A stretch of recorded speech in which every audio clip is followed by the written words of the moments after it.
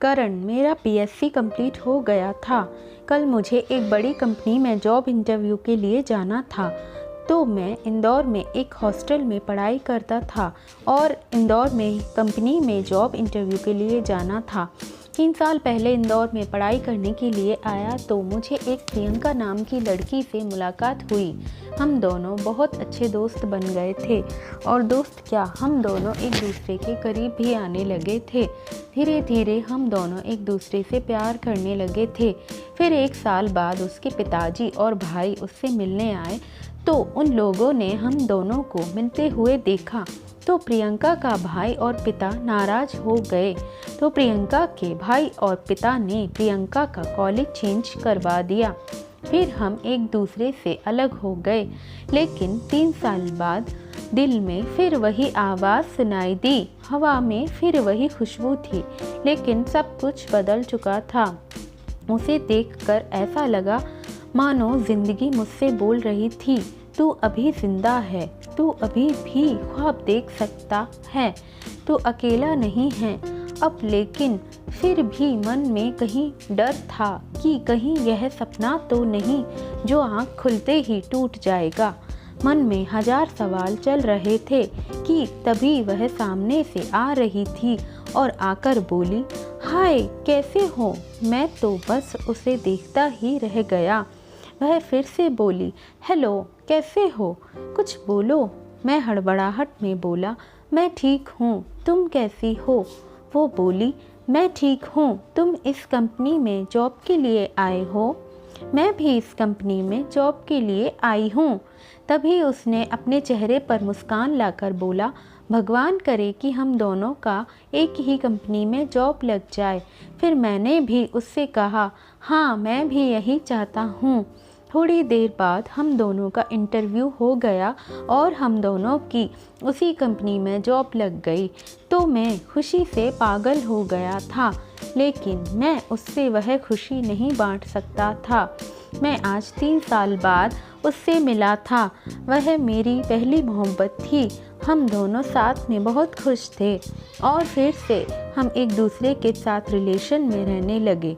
कुछ सालों तक ऐसे ही चलता रहा, लेकिन एक दिन आया कि फिर से वह मुझसे जुदा हो गई। आखिरकार गलती मेरी थी। असल में वह मुझे छोड़कर नहीं गई थी, मैंने ही कुछ उसके साथ गलत कर दिया था। उसके साथ मैं ही बेबाक हो गया था किसी और के लिए। लेकिन वह कहते हैं ना, प्यार अगर सच्चा हो तो बुरे से बुरे इंसान को बदल देता है। ऐसा ही कुछ मेरे साथ हुआ। प्रियंका किसी दूसरी कंपनी में जॉब करने चली गई। उसी कंपनी में मैंने बड़ी पोस्ट पर ज्वाइन कर लिया और मैं उसका बॉस था। वह मुझसे बात करती थी। हम ऑफिस में काम करते और घर चले जाते थे। 1 महीना हो गया था, लेकिन प्रियंका ने मुझसे एक बार भी हमारी बीती हुई ज़िंदगी के बारे में बात नहीं की, कभी भी ना ही वह मुझे पूछी।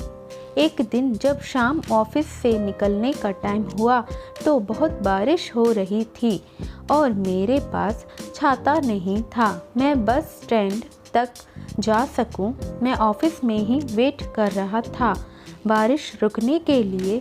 तभी प्रियंका ऑफिस से निकल रही थी और मुझे खड़ा देख पूछी, तुम्हें घर नहीं जाना। तो मैंने कहा, हाँ घर तो जाना है, लेकिन मैं आज छाता नहीं लाया।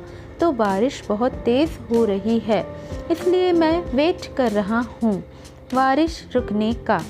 फिर वह बोली, मेरे पास छाता है, चाहो तो मैं तुम्हें बस स्टैंड तक छोड़ देती हूँ।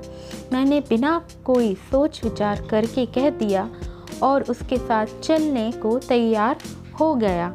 बारिश बहुत तेज़ होने के कारण हम दोनों पूरे भीग गए। हम दोनों के बीच शांति थी। ना मैं कुछ कह पा रहा था, ना वह कुछ बोल रही थी। फिर मैंने ही हिम्मत जुटाकर पूछा कि तुम्हारी शादी हो गई। वह हंस पड़ी और बोली, नहीं। यह सुनकर मेरे दिल को जो खुशी हुई मैं उसे बता नहीं सकता हूँ।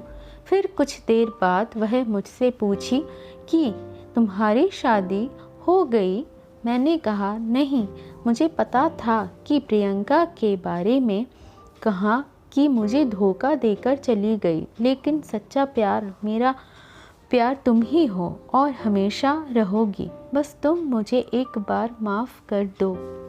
यह कहते कि बस स्टैंड पर बस आ गई और वह बस में बैठकर चली गई। उसका इंतज़ार कर रहा था और दूसरे दिन मैंने उससे पूछा, तुमने मुझे माफ़ कर दिया क्या? था वह मुझसे प्यार करती थी, लेकिन वह कह नहीं पाती थी। मैंने सोचा मैं ऑफिस में अपनी शादी की खबर कर दूं। मैंने अपने ऑफिस के स्टाफ को बोला कि मेरी अगले महीने शादी है। मुझे सब बधाई देने लगे, लेकिन वह बधाई देने नहीं आई। फिर मैं उसके ऑफिस गया और उससे पूछा कि तुम्हें खुशी नहीं हो रही? मेरी शादी होने वाली है। मैं बहुत खुश हूँ कि तुम शादी करने जा रहे हो, एक नई शुरुआत करने जा रहे हो। मैं बोला कि तुम मुझे बधाई देने नहीं आई। वह बोली, मुझे ऑफिस में बहुत काम था। मैं बोला, ठीक है।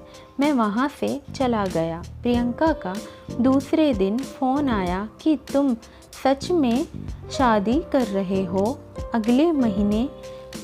मैंने कहा, हाँ। तो उसने फ़ोन काट दिया।